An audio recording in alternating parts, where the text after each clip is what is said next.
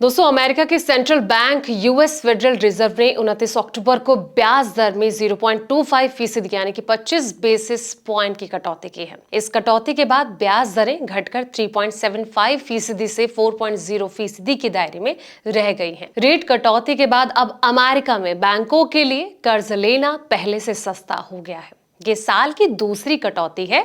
इससे पहले सितंबर 2025 में भी फेड रिजर्व ने इतनी कटौती की थी। फेडरल रिजर्व ने साथ ही ये भी घोषणा की है कि वो 1 दिसंबर से अपने क्वांटिटेटिव टाइटनिंग यानी कि एसेट परचेज कटौती कार्यक्रम को बंद कर देगा। इसका मतलब ये हुआ कि आने वाले समय में बाजार में लिक्विडिटी पहले से ज्यादा बढ़ जाएगी। नमस्कार, मैं हूं आपके साथ संध्या बिस्ट और आप देख रहे हैं the economic times Hindi. Federal open market committee यानी कि FOMC के बयान में ये कहा गया है कि मौजूदा आर्थिक हालात को देखते हुए ब्याज दरों में कटौती जरूरी थी ताकि अर्थव्यवस्था को सहारा मिल सके। कमेटी के अनुसार अमेरिकी अर्थव्यवस्था इस समय धीमी गति से आगे बढ़ रही है। देश में नई नौकरियों की संख्या घटी है और बेरोजगारी दर में हल्का इजाफा देखने को मिला है। इसके साथ ही महंगाई अब भी हाई लेवल पर बनी हुई है, जो पॉलिसी मेकर्स के लिए चिंता का विषय बन गया है।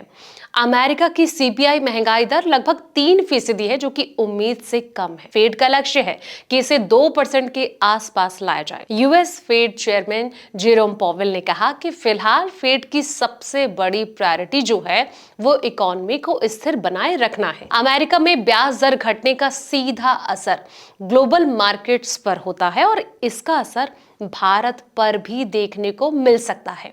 एक्सपर्ट का यह मानना है कि अब निवेशक अमेरिकी बॉन्ड्स के बजाय इमर्जिंग मार्केट्स जैसे कि भारत में निवेश बढ़ा सकते हैं। इससे भारतीय शेयर बाजार में फॉरेन इंस्टीट्यूशनल इन्वेस्टर्स यानी कि FII की भागीदारी बढ़ सकती है। ऐसे में भारत के शेयर मार्केट में मजबूती आ सकती है। भारत के लिए फेड की दर कटौती आमतौर पर एक सकारात्मक संकेत होती है, लेकिन इसका असर कई अन्य कारकों पर भी डिपेंड करता है, जैसे कि शेयर बाजार यानी कि स्टॉक मार्केट में अगर देखा जाए तो यहां पर पॉजिटिव इंपैक्ट पड़ने की अंदेशा है।